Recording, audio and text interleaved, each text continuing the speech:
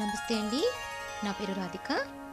ధనుర్మాసంలో 13వ రోజు 13వ పాశురము మరియు దాని తాత్పర్యము తెలుసుకుందాము. ముందుగా గోదాదేవి ప్రార్థనతో ఈరోజు మొదలు పెడదాము.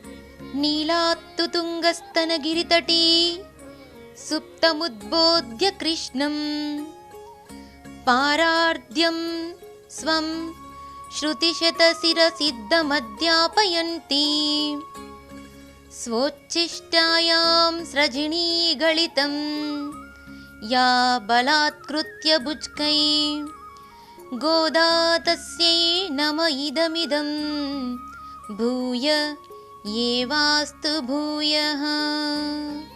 13వ పాశురము. புள்ளின்வாய் கீண்டானை பொல்லாரக்கணை கிள்ளிக்களைந்தானை கீர்த்திமை பாடிப்போய் பிள்ளைகள் எல்லாரும்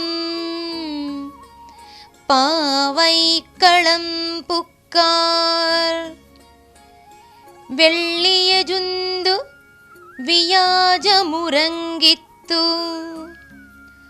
புள்ளும் சிலம்பிணகான் போதரிக் கண்ணினாய் குள்ளக் குளிரக் குடைந்து நீராடாதே பள்ளிக்கிடத்தியோ பாவாய் நீ நன்னாளால் கள்ளம் தவிரிந்து கலந்து ఏలోరెంబావాయ్. తాత్పర్యము. పక్షి శరీరంను ఆవహించిన బకాసురుని నోరు చీల్చి మనలను కాపాడిన శ్రీకృష్ణుని, దుష్ట రాక్షసుడగు రావణాసురుని 10 తలలను హేళగా చిక్కుళ్ళు తుంపినట్లు తుంపి పారేసిన ఆ శ్రీరాముని, ఆ పరమాత్ముని నామములను గానం చేయుటకు మన తోటి కన్యపడుచులందరూ వ్రతక్షేత్రమునకు అంటే వ్రతం చేసుకునేటువంటి స్థలానికి చేరుకొని ఉన్నారు.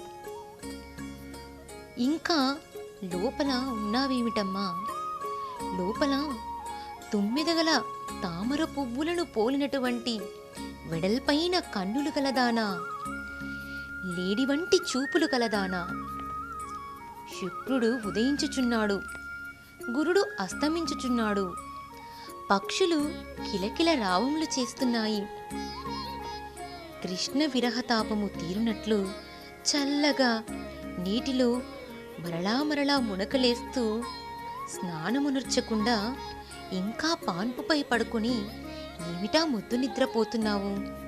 ఏమిటమ్మా సుందరాంగి? ఓ సుకుమారి, ఈ పవిత్రమైన రోజున నీవు ఒంటరిగా ఉండక మాతో చేరి మాతో పాటు కలిసి నీవు నీ కపటమును వీడి ఆనందమును అనుభవించుటకు మాతో రా అంటూ నిద్రలేపుతోంది. లోకానికి శుభాన్ని చేకూర్చేటటువంటిది మన ఈ శ్రీవ్రతము అంటూ తెలుపుతోంది. ఆండాల్ తిరువడిగలే శరణం.